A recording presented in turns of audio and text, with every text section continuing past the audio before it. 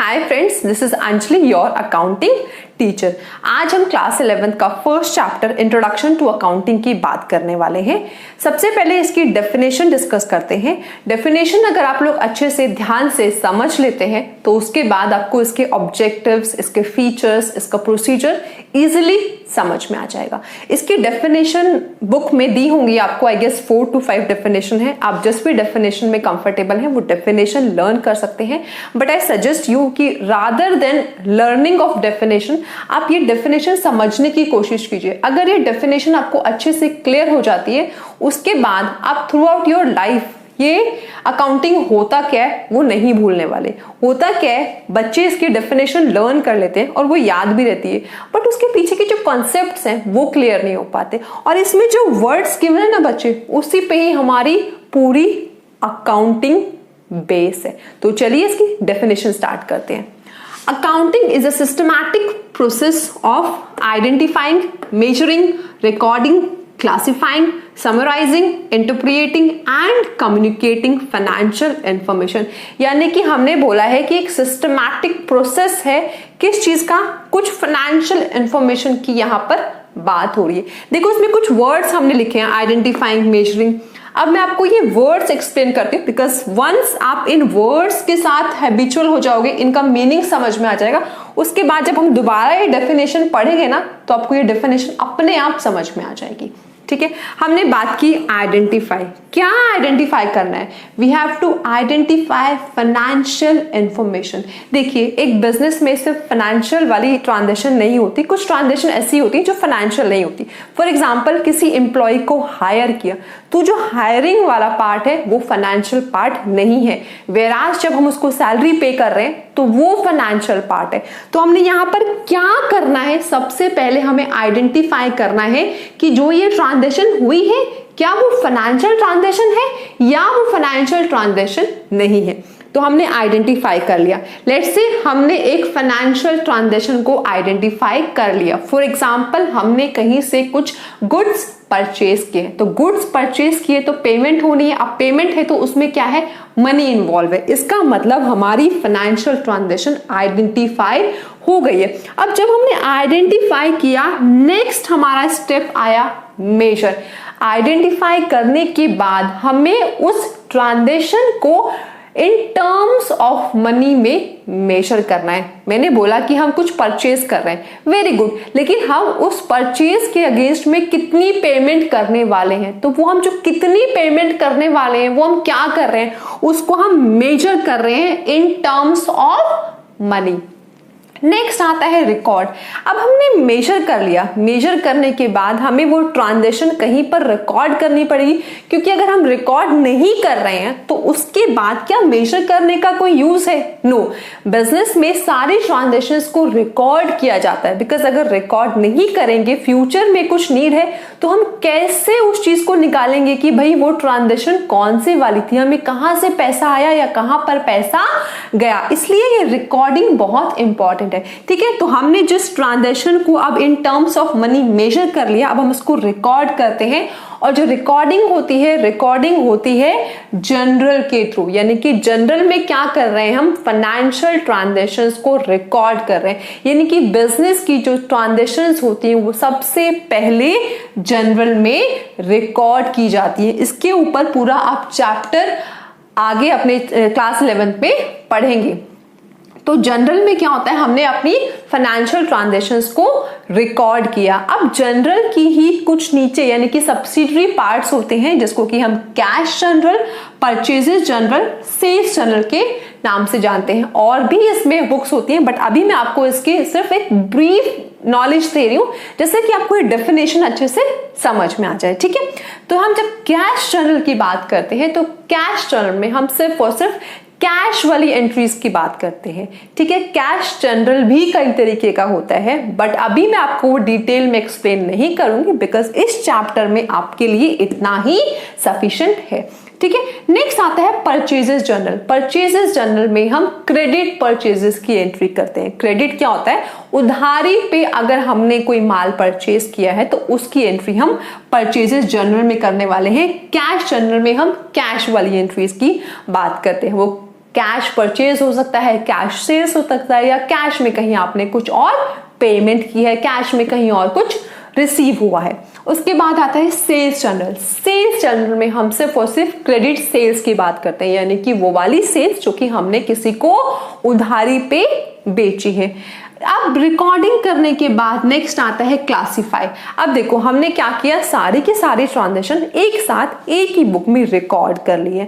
अब लेट से मुझे उस पूरे मंथ का सेल्स का डेटा चाहिए, तो मैं क्या करूंगी, अपना जर्नल खोलूंगी और सेल्स की एंट्री को ढूंढने बैठ जाऊंगी। अब अगर लेट से किसी बिजनेस में डेली की 10 ट्रांजैक्शन होती है, तो महीने की कितनी ट्रांजैक्शन होगी, 300 ट्रांजैक्शन हो गई। तो मैं क्या करूंगी, वो डेली की अलग अलग एंट्रीज को देखूंगी, उसके बाद उसका टोटल करने बैठूंगी। तो वो टास्क कितना हेक्टिक हो जाएगा। तो इसके लिए क्या होता है, क्लासिफिकेशन पिक्चर में आता है। क्लासिफिकेशन में क्या करते हैं हम, जो पर्टिकुलर हेड की एंट्रीज हैं उसको जर्नल से उठा के उस हेड में पोस्ट करते हैं। फॉर एग्जांपल मैंने बात की परचेजेस की बात की, तो हमने क्या किया, देखो ये जो परचेज जर्नल है बच्चे, इसमें सिर्फ और सिर्फ क्रेडिट परचेज की एंट्री होती है, जो कैश परचेज होती है वो कैश जर्नल में आती है।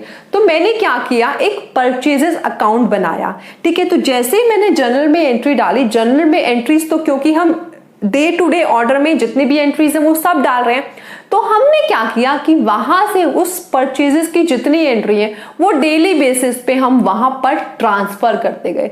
तो अगर मुझे किसी भी दिन का डेटा चाहिए तो मैं क्या करूंगी, अपनी परचेजेस लेजर को खोलूंगी और वहां से मुझे वो इंफॉर्मेशन मिल जाएगी, मुझे जर्नल जाने की जरूरत नहीं पड़ेगी। दैट मीन्स मुझे जनरल बुक को देखने की जरूरत नहीं पड़ेगी। इसीलिए हम लेजर्स प्रिपेयर करते हैं। सैलरी का लेजर हो सकता है, ठीक है, डेटर्स का अकाउंट हो सकता है, क्रेडिटर्स का अकाउंट हो सकता है। ये सारे जो वर्ड्स हैं ये आप बेसिक अकाउंटिंग टर्म्स में पढ़ेंगे, ठीक है। तो हमने क्लासिफिकेशन किया, कैसे, लेजर के थ्रू किया। अब क्लासिफिकेशन के बाद नेक्स्ट आता है समरी। अब हमने क्या किया, जब लेजर बनाए तो किसी बिजनेस में फॉर एग्जांपल 30 लेजर बन गए, 40 लेजर बन गए, 50 लेजर बन गए, कितने भी बन सकते हैं, वो डिपेंड करता है कि बिजनेस कितना छोटा या कितना बड़ा है। अब फॉर एग्जांपल मुझे चेक करना है कि भाई मेरे बिजनेस में कितना प्रॉफिट हुआ है या कितना लॉस हुआ है, तो मुझे अब क्या करना पड़ेगा, सारे लेजर्स का अलग अलग टोटल निकालना पड़ेगा और उसको क्या करना पड़ेगा, अब मुझे तैयार करना पड़ेगा trial balance, trading and profit loss account और उसके साथ साथ बैलेंस शीट। हम इसमें क्या करते हैं कि वहां पर जो उस लेजर का बैलेंस था वो वहां से उठाकर हमने इसमें से जो भी रिस्पेक्टिव है, कुछ ट्रेडिंग में जाना है तो वो ट्रेडिंग में और बैलेंस शीट में जाना है तो बैलेंस शीट में, वहां पर हम उसको ट्रांसफर कर देंगे।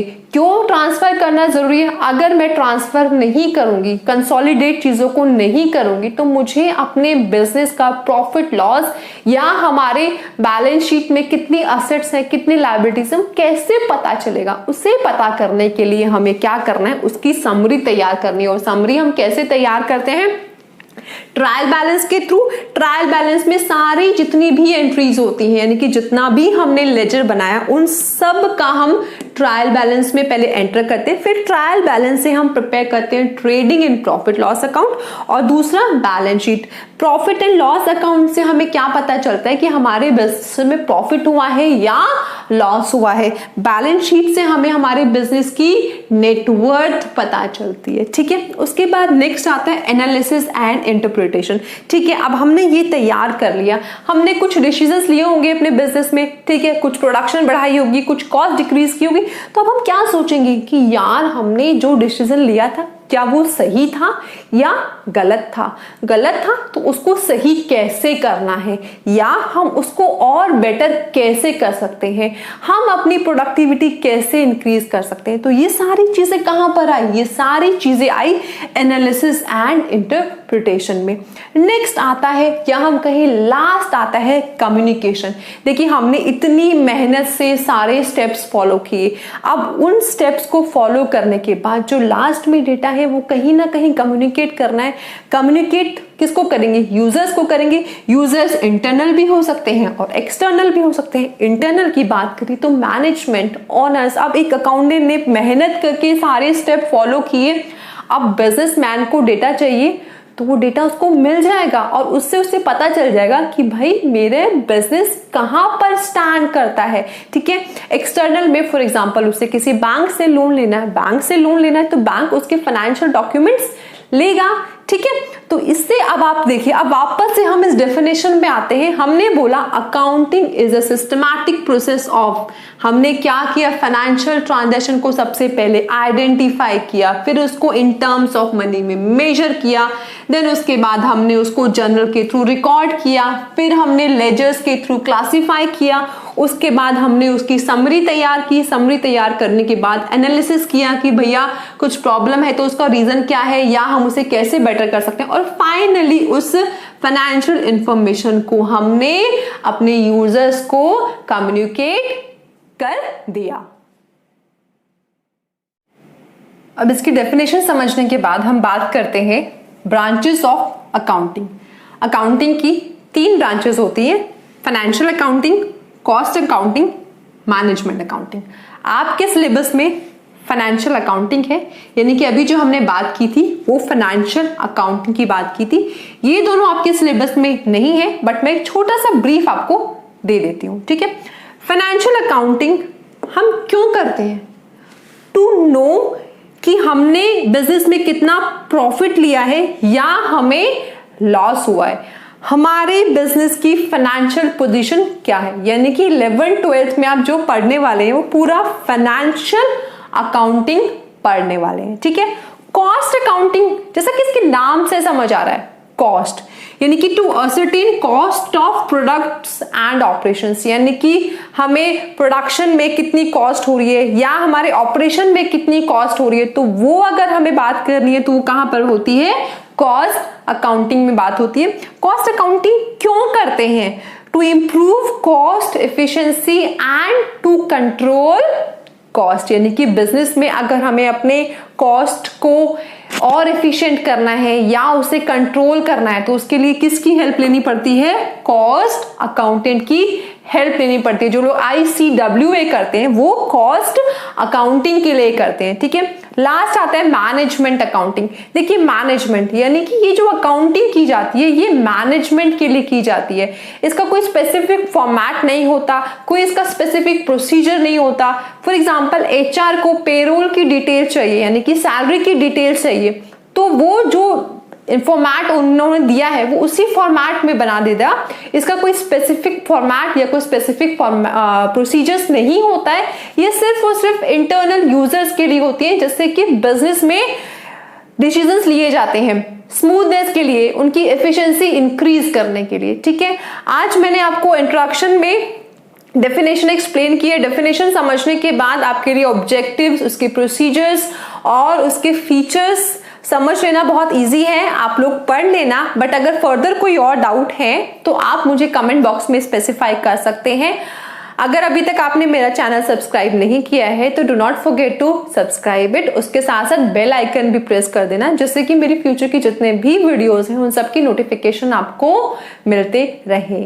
Do not forget to like and share. Thank you so much for watching my channel conceptual study with Anjali.